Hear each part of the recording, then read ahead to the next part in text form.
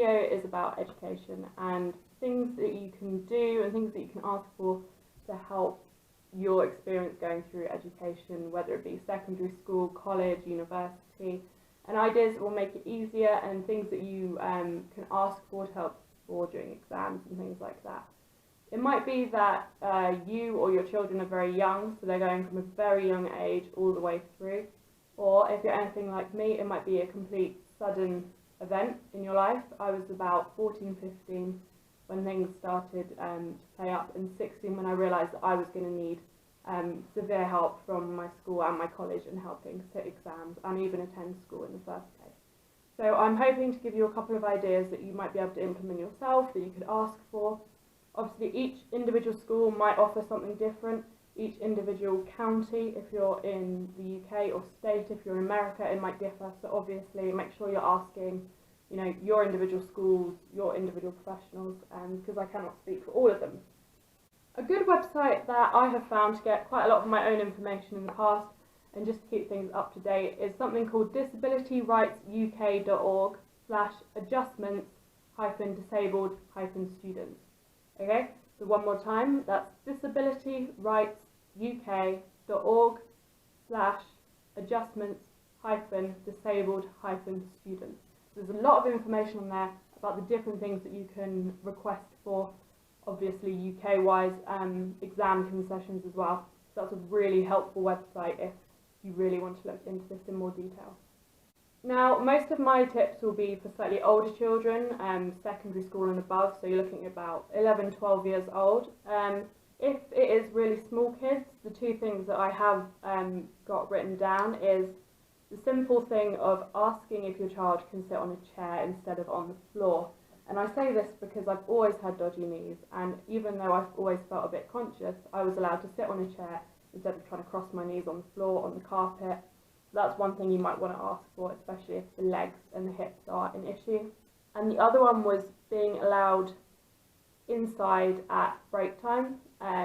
This can also account for the older students as well. So I know a lot of schools have a habit of making sure the kids get outside as much as they can, which is great, obviously. However, some of us physically can't, and some of us will need that time to stay indoors and, you know, maybe rest or whatever. So maybe making sure you can get permission for your kids or yourself to be inside at break times and lunch times, and making sure the appropriate people know, because sometimes some teachers will know, other teachers won't, and then, you know, it's really upsetting when one teacher confronts you not knowing all the situations. Which brings me to the other point of emailing all teachers about what you are doing and what you're asking for. So all the teachers that work with your kid or work with you. So especially if you're in secondary school and you'll have a different teacher for every different subject. So there might be an email that you can write or your parents can write that can be kind of signed off by your head of year or someone senior that can just go around to all of your teachers, so you know that they have received an underlining letter explaining what the situation is. But also, if there are any problems in the future, you can always say, look, I've referred to this in the email sent XYZ, and they can't really wiggle out of it, which a lot of them may try to do. So another idea, or something that I was personally allowed to do, was to leave class early to avoid crowds. So this is something that you could potentially ask for. So for me, this meant just packing up 5 minutes before the end of the lesson, especially when I was on crutches, so that I could get from my first class to my second class without trying to make it through the crowds of everyone moving. I was in quite a big school in the UK, so it was absolute chaos.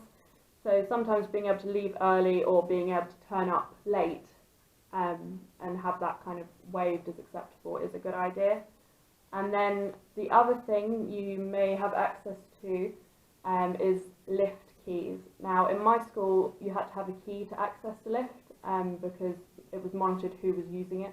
All you had to do was ask for it and kind of explain why, and then they were really good about obviously handing the keys out. So if there is a lift in your school, even if you don't use a wheelchair, even if you don't use crutches, if it is useful for you to use a lift, and beneficial for you to do so, then I think that's a great idea. It was slightly more difficult for me in college because it meant that after getting the lift up, I had to walk through a teachers only area. Again, 90% of the teachers were completely fine, didn't bat an eye. There's always that small percentage that will, unfortunately, challenge you on why you might be there. So just make sure that the people who need to know, and that you have the good and the right permission to do what you're doing. Because as long as you have the permission to do it, you're not in the wrong.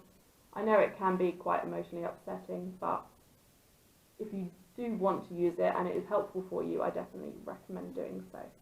The other thing about schools and lifts is they will probably give you alternate directions for a fire alarm. So where I was, I had to sign in a different place if the fire alarm went off or whatever.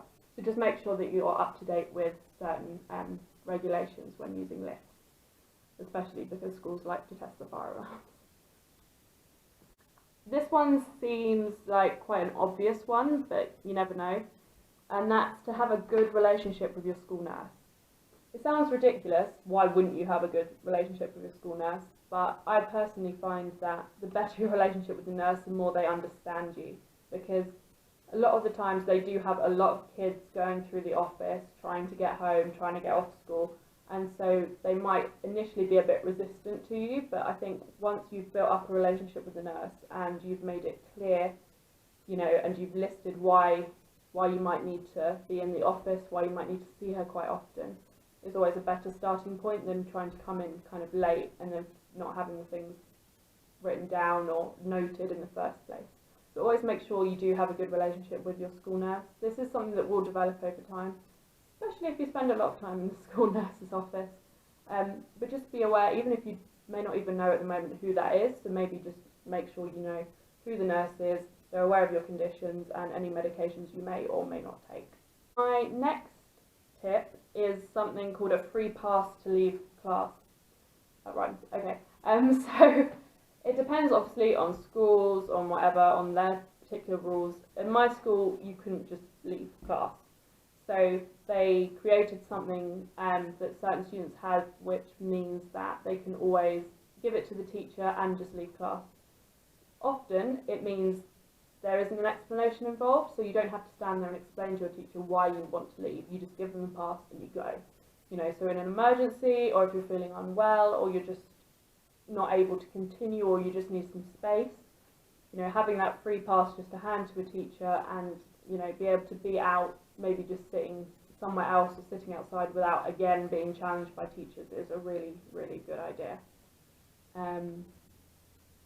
Another thing when it comes to the classes is timetable planning. Now, again, this doesn't really apply for younger students because your timetable isn't obviously as big or as heavy, and you're not going all over the place from maybe campus to campus or whatever. So if you can, at the start of the year, whoever's making the timetables, or you might have to go through some senior to kind of have them altered, see if there's any altering that you can do.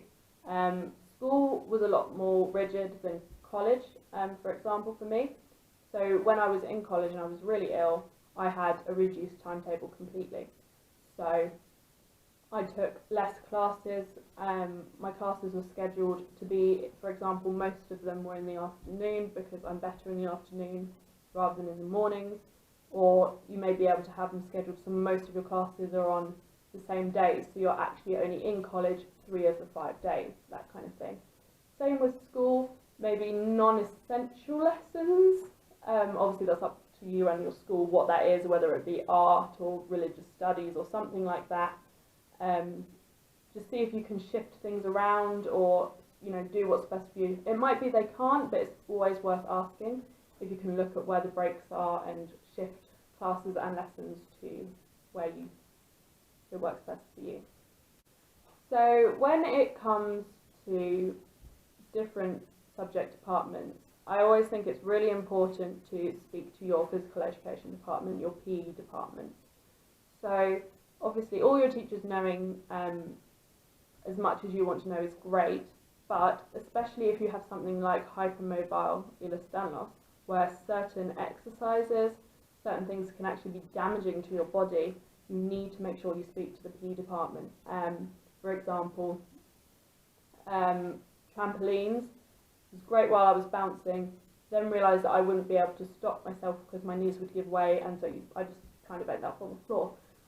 So things like that to know in advance is always helpful. Unfortunately, I didn't get told my health issues in advance, so I kind of had to make it up as I went.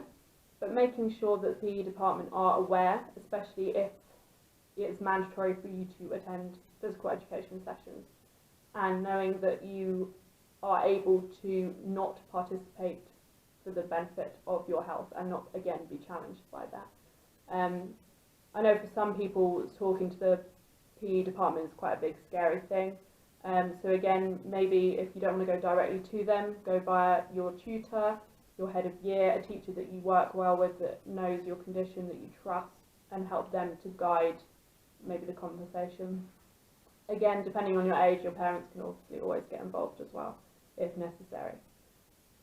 When it actually comes to doing work in the classroom, there are a couple of things that you might be able to do. You could always ask again for extra time and extended deadlines. So if you know that you're quite often ill kind of once a week and you know that you will always get behind on work, you might be able to arrange alternate deadlines for pieces of work and exam papers and things like that with, you know, your teacher and your subject tutor. It's always better to ask than not ask, because you never know what they might be willing to do. A lot of them are a lot more willing to accommodate when you kind of explain why, rather than you not doing the work and then telling them after it's meant to have already been in. So having this all done in advance means that there's not many problems and hiccups later on. Again, alternative ways of completing work. So it might be that if it's a writing project, but you know that your wrists and your hands are far better typing. So you might be able to go and ask, look, I know this is a written project, but in class or for this particular project, can I use a laptop, or can I do it in a different way to how it's set? You're still doing the work, but it's alternative ways that suit you, if that makes sense. Again, with that, you might be allowed a voice recorder. This is something I used in college especially. So it just sat on my desk and recorded the lectures. So if I couldn't keep up with taking notes, or I wasn't well enough to take notes and I just kind of had to sit and listen, I knew that I could always revisit at home the lecture because it was on my voice recorder. And so you might be able to be allowed a voice recorder in class. That always helps. And then when it comes to doing work at home, there's a program called Dragon, which I have used, which is a speech-to-text thing. So you have a headphone and you speak to your computer, and your computer writes what you're saying.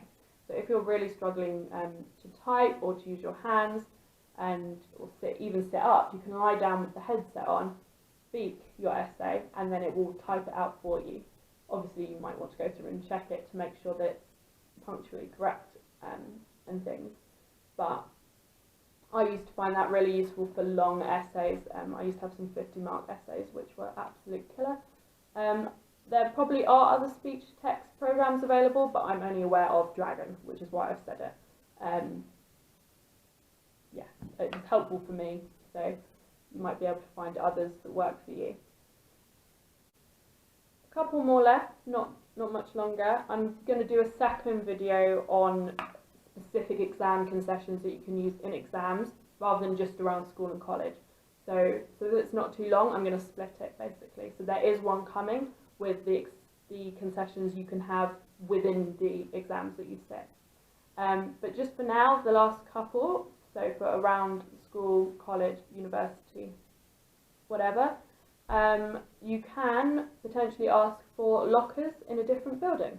This sounds, I hadn't heard of this before until it was mentioned to me. So instead of carrying all your books all day, if you have lockers in the different buildings that you're in, especially if it's a really spread out campus, is really helpful. So instead of carrying your science books all the way from geography and music all the way over to science, you know that you can keep your science books at science, your music books in music, your geography books in geography.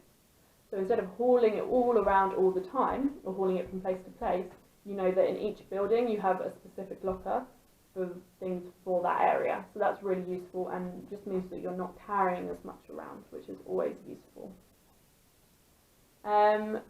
The other thing when it comes to being comfortable is supportive shoes and trainers.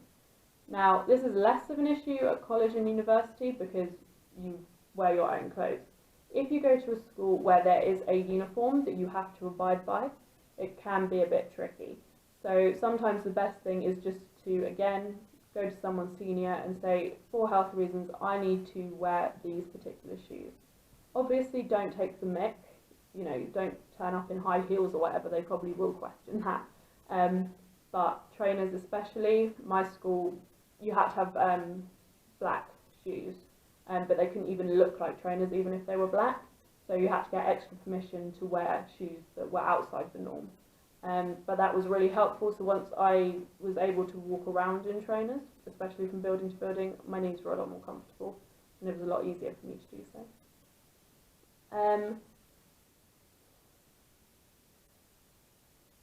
The other thing, second to last, nearly done, I promise, is a support worker or a note taker in class. So most schools will have a special needs or a special education department that you can go to and you can talk to. And in some occasions they will give you a support worker and a note taker if necessary. So they might just sit in the same class as you taking notes, so that if you haven't been able to do so, they pass them on to you, they provide them to you. Or they might let you have a buddy in class, so the teacher's aware that your friend might always photocopy their notes for you, kind of thing. So just having someone else able to take the notes in class if you're not able to have something like a recorder. Again, it depends on the school whether they have things like that in place or not. And then last thing, when it comes to university, or what we call university in the UK, I think America call it college, I'm not entirely sure. So it's from the age of 18 upwards, basically. When it comes to accommodation, make sure you're getting accommodation that is best for you. You will probably have to go through disability services to do this. But you're looking at things like ground level, close to campus, easy access, just simple things like that. So if you are looking at accommodation, look at what works best for you and is easier for you to use. So those are my tips for the education system and trying to navigate it, you know, when you're disabled, when you have chronic pain, when you have health conditions that seriously limit your ability to function. And so I hope some of them are helpful for you. I'm also going to do a video after this on exam concessions, so specifically for the exams. So that will be coming up next. Thank you very much for watching. I hope that it has helped. That is the reason I do these videos, and I will see you next time.